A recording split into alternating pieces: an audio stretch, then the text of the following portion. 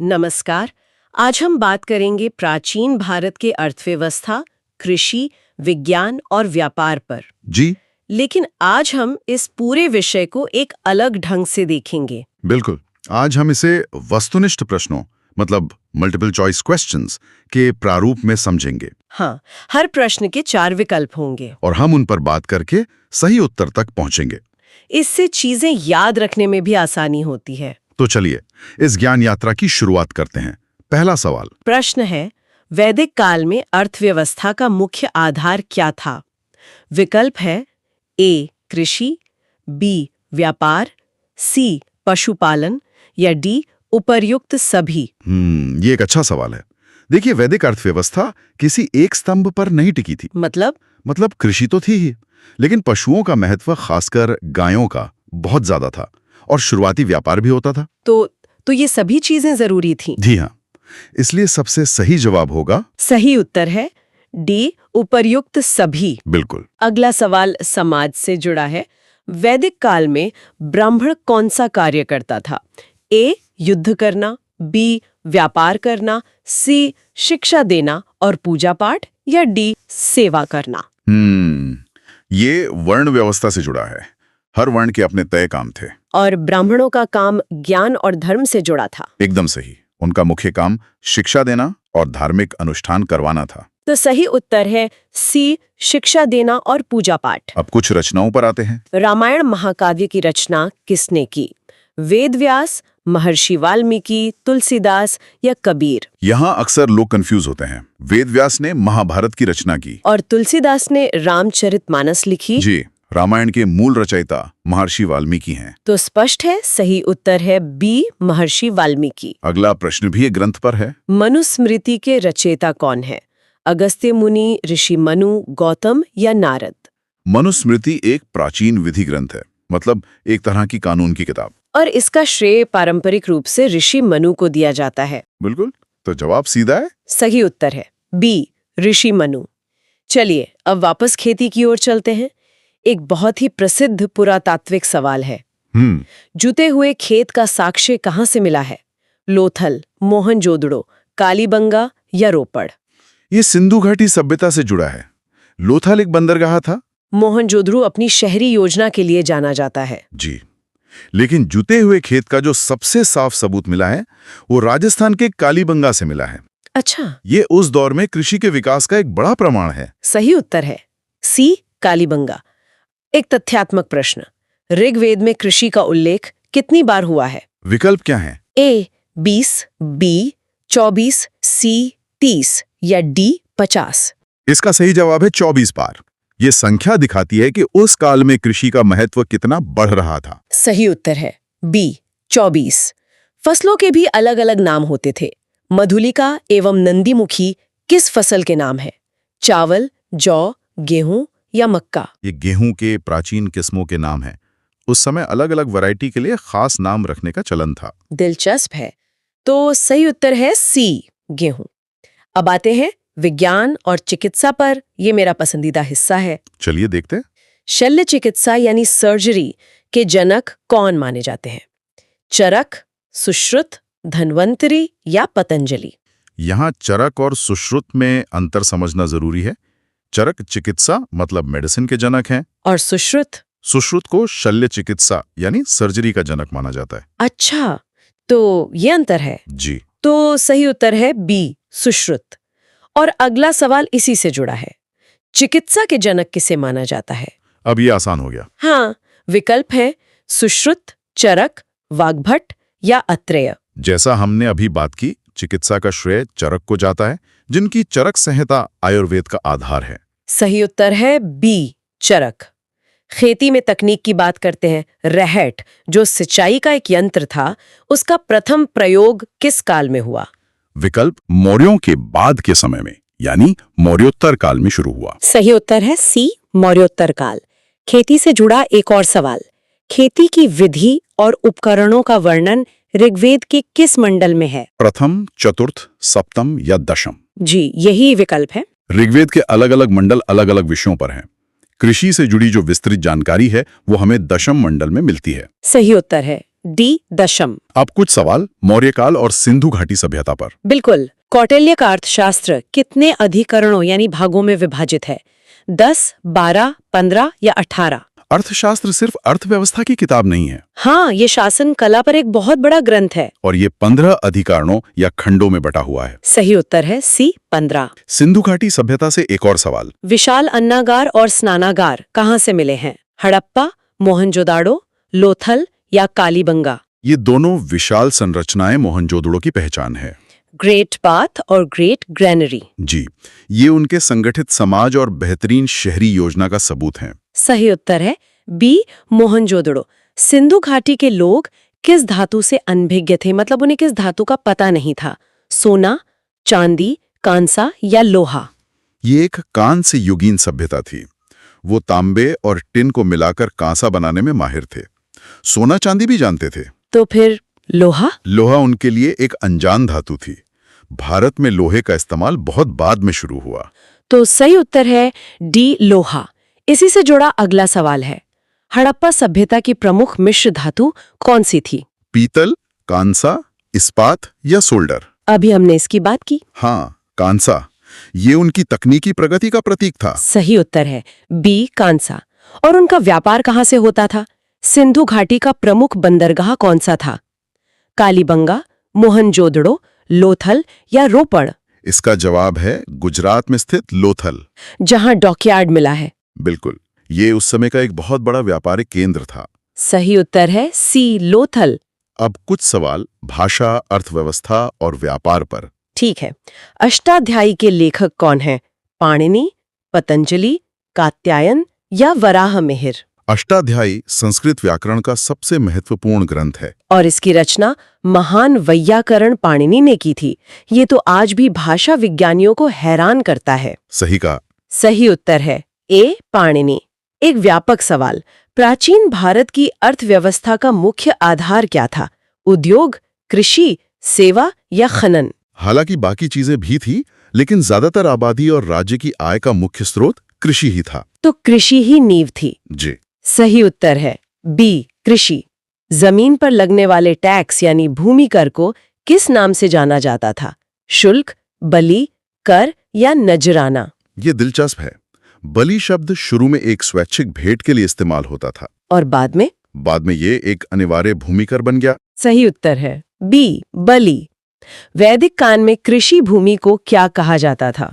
उर्वर, क्षेत्र, सीता या हल? कृषि योग्य या उपजाऊ भूमि के लिए क्षेत्र शब्द का प्रयोग होता था। सही उत्तर है बी क्षेत्र। जंगलों का आर्थिक उपयोग किस लिए होता था? लकड़ी, औषधि, पशुपालन या ये सभी? जंगल कई तरह से उपयोगी थे। इमारती लकड़ी मिलती थी, जड़ी बूटियां मिलती थीं। और पशुओं के लिए चारागाह भी? बिल्कुल। तो जवाब होगा उपरोक्त सभी। सही उत्तर है डी उपरोक्त सभी। समुद्री व्यापार का प्रारंभ किस तट से हुआ? पूर्वी, पश्चिमी, दक्षिणी या उत्तरी? भारत का जो शुरुआती समुद्री व्यापार था, खासकर मेसोपोटामिया और रोम के साथ, वो मुख्य रूप से पश्चिमी तट के बंदरगाहों से होता था। गुजरात और महाराष्ट्र वाले तट से? जी। सही उत्तर है बी पश्चिमी तट। सार्थवाह किसे कहा जाता था? राजा, पुजारी, व्यापारी काफिले का नेता या सेनापति? उस समय व्यापार करना खतरनाक होता था। व्यापारी बड़े बड़े काफिलों यानी कारवां में चलते थे। और सार्थवाह उस कारवां का लीडर होता था। हाँ, जो सुरक्षा और प्रबंधन का काम देखता था, एक तरह से उस पूरे ग्रुप का मुखिया। सही उत्तर है सी व्यापारी काफिले का नेता। मोतियों के व्यापार के लिए प्रसिद्ध बंदरगाह कौन सा था? सोपारा, लोथल, भरूच या मुजरिस? मोतियों और मनकों के निर्माण और व्यापार के सबसे ज्यादा प्रमाण लोथल से ही मिले हैं। मतलब लोथल बहुत महत्वपूर्ण था। जी, एक बड़ा औद्योगिक और व्यापारिक केंद्र। सही उत्तर है बी लोथल। व्यापार की देखरेख करने वाला अधिकारी कौन होता था? समाहर्ता, सन्निधाता, पन्याध्यक्ष या सीताध्यक्ष? ये मौर्य प्रशासन से जुड़ा सवाल है। पढ़ने का मतलब होता है कॉमर्स या व्यापार। तो जो उसका अध्यक्ष हो वो पन्याध्यक्ष? बिल्कुल सही उत्तर है सी पन्याध्यक्ष। देश के अंदर व्यापार का प्रमुख साधन क्या था? घोड़ा, रथ, बैलगाड़ी या नाव? लंबी दूरी तक भारी सामान ले जाने के लिए उस समय सबसे व्यवहारिक साधन बैलगाड़ी ही थी। सही उत्तर है सी बैलगाड़ी। कृषि का व्यवस्थित विकास किस युग में हुआ? पुरापाषाण, मध्यपाषाण, नवपाषाण या ताम्रपाषाण? ये सवाल शायद पहले भी आया है दूसरे रूप में। हाँ, मिलता जुलता है। इसका जवाब है नवपाषाण युग, जिसे नवपाषाण क्रांति भी कहते हैं, जब इंसान ने खेती करना और बसना शुरू किया। सही उत्तर है सी, नवपाषाण। ग्राम का क्या अर्थ है? जंगल, कृषि आधारित बसावट, औद्योगिक क्षेत्र या व्यापारिक केंद्र। ग्राम शब्द का मूल अर्थ ही एक ऐसी बसावट से है जिसकी अर्थव्यवस्था और जीवन कृषि पर आधारित हो। सही उत्तर है बी, कृषि आधारित बसावट। समुद्री व्यापार का मुख्य निर्यात क्या था? मतलब भारत से बाहर क्या भेजा जाता था? सोना, मशीनरी, सूती कपड़े व मसाले या पेट्रोलियम। भारत की दो चीजों की दुनिया में सबसे ज्यादा मांग थी? मसाले और महीन सूती कपड़ा। रोमन साम्राज्य में इनकी बहुत मांग थी। सही उत्तर है सी, सूती कपड़े व मसाले। उद्योग एवं वाणिज्य को किस नाम से जाना जाता था? शिल्प, कर्म, वार्ता या वृत्ति? कारीगरी, हस्तकला और दूसरे उद्योगों के लिए शिल्प शब्द का प्रयोग होता था। सही उत्तर है ए, शिल्प। प्रमुख समुद्री व्यापारिक नगर कौन सा था? पाटलिपुत्र, तक्षशिला, ताम्रलिप्ति या वाराणसी? पाटलिपुत्र और तक्षशिला जमीनी मार्गों पर थे। समुद्री व्यापार के लिए ताम्रलिप्ति, जो आज के बंगाल में है, एक बहुत बड़ा बंदरगाह था, खासकर दक्षिण पूर्व एशिया के साथ व्यापार के लिए। जी। सही उत्तर है सी, ताम्रलिप्ति। अब कुछ सवाल गणित और विज्ञान के ग्रंथों पर। ठीक है। दैनिक क्रियाएं मुख्यतः किस विषय से संबंधित होती हैं? इतिहास, भूगोल, गणित या विज्ञान? इस सवाल का संदर्भ समझना होगा। समय की गणना, लेन देन, ये सब गणित पर आधारित है। बिल्कुल। सही उत्तर है सी, गणित। आर्यभट्टियम के लेखक कौन है? वराहमिहिर, आर्यभट्ट, ब्रह्मगुप्त या भास्कराचार्य? ये तो नाम से स्पष्ट है। हाँ, आर्यभट्टियम के लेखक महान गणितज्ञ और खगोलविद आर्यभट्ट हैं। सही उत्तर है बी, आर्यभट्ट। चिकित्सा और औषधियों का पहला उल्लेख किस वेद में मिलता है? ऋग्वेद, यजुर्वेद, सामवेद या अथर्ववेद? हमने चिकित्सा की बात की थी। हाँ। इसका शुरुआती स्रोत अथर्ववेद है, जिसमें मंत्रों के साथ साथ कई जड़ी बूटियों का भी वर्णन है। सही उत्तर है डी, अथर्ववेद। पाई के मान की गणना किसने की? आर्यभट्ट, बौधायन, कात्यायन या आपस्तंभ? ये एक बहुत अच्छा सवाल है। आर्यभट्ट ने पाई का बहुत सटीक मान दिया था, लेकिन उनसे भी सदियों पहले बौधायन ने अपने शुल्ब सूत्र में यज्ञ की वेदियां बनाने के लिए इसकी गणना का प्रयास किया था। तो प्रारंभिक श्रेय बौधायन को जाता है। जी, दिए गए विकल्पों के अनुसार। सही उत्तर है बी, बौधायन। आर्यभट्टियम में कितने श्लोक हैं? 100, 120, 150 या 162? ये तथ्यात्मक प्रश्न है। इसमें 162 श्लोक हैं। नहीं, मुझे लगता है 121 श्लोक हैं। एक बार जांचना होगा। स्रोत के अनुसार इसमें कुछ भिन्न मत हैं, लेकिन 121 श्लोक सबसे ज्यादा मान्य संख्या है। अच्छा, क्या विकल्पों में 121 है? नहीं, विकल्प 100, 120, 150, 162 हैं। शायद हमारे स्रोत में कुछ गलती है। हो सकता है। पर चलिए, अगर इन विकल्पों में से चुनना हो तो 120 सबसे करीब है, पर यह जानकारी विवादित लगती है। ठीक है, इस प्रश्न को छोड़ते हैं क्योंकि जानकारी स्पष्ट नहीं है।